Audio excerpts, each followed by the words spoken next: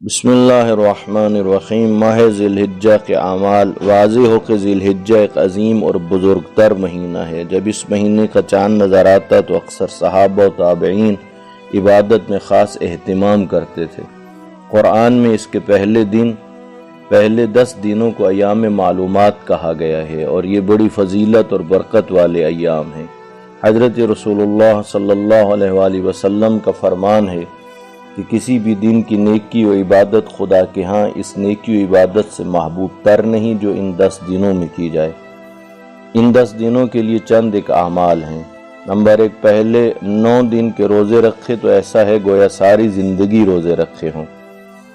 Number 2، ان 10 دنوں میں مغرب و عشاء کے درمیان 2 رکعت نماز پڑھے کہ ہر رکعت میں سورہ الحمد کے بعد سورہ توحید اور یہ آیت پڑھے تاکہ حجاج کعبہ کے ثواب میں شریک ہو جائے۔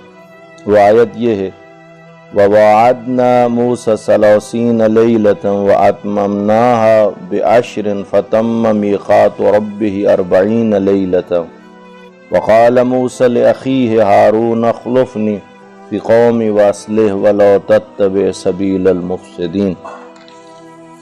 اور دعائیں ہیں جو مفاتیح الجنان میں موجود ہیں، اور وہ 5 دعائیں کہ جو جبرائیل خدا کی طرف سے حضرت عیسیٰ علیہ السلام کے لیے بطور ہدیہ لائے۔ پہلی دعا، اشہد ان لا الہ الا اللہ وحدہ لا شریک لہ لہ الملک ولہ الحمد بیدہ الخیر وہو علی کل شیء قدیر۔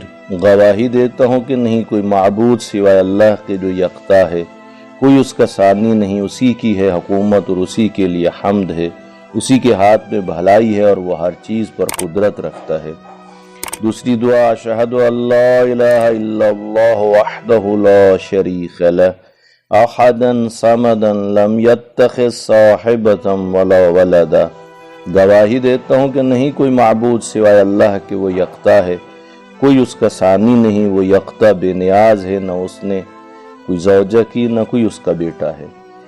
اشہد ان لا الہ الا اللہ وحدہ لا شریک لہ احدا صمدا لم یلد ولم یولد ولم یکن لہ کفوا احد۔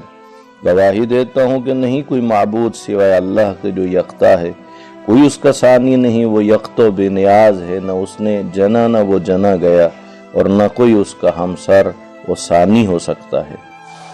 چوتھی دعا، اشہد ان لا الہ الا اللہ وحدہ لا شریک لہ لہ الملک ولہ الحمد یحیی ویمیت وہو حی لا یموت بیدہ الخیر وہو علی کل شیء قدیر۔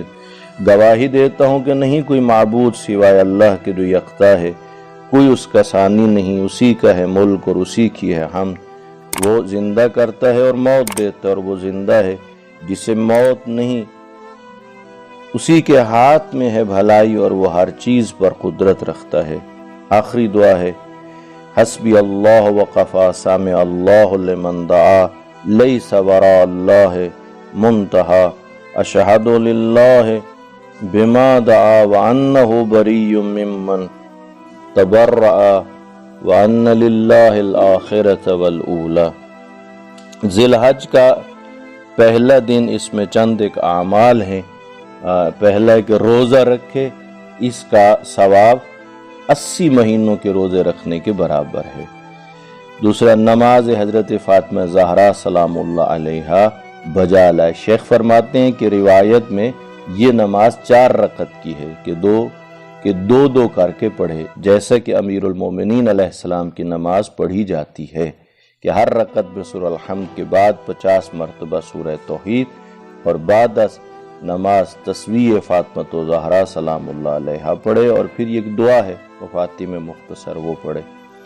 اور تیسرا عمل یہ ہے کہ زوال سے آدھا گھنٹہ پہلے 2 رکعت نماز پڑھے کہ ہر رکعت میں سورہ الحمد کے بعد 10 مرتبہ سورہ توحید، آیت الکرسی اور سورہ قدر پڑھے۔ اور یہ واضح ہو کہ آج کے ہی دن حضرت ابراہیم علیہ السلام کی ولادت ہوئی تھی، اور حضرت امیر المومنین علیہ السلام کے ساتھ حضرت فاطمہ زہرا سلام اللہ علیہا کی تزویج بھی اسی دن ہوئی۔ پروردگار عالم سے دعا ہے کہ محمد و آل محمد علیہ السلام کے صدقے ہم سب کو ماہ ذی الحجہ کے اعمال اور اس مہینے کی سعادتیں سمیٹنے کی توفیق عطا فرمائے۔ اللہم صلی علی محمد وآل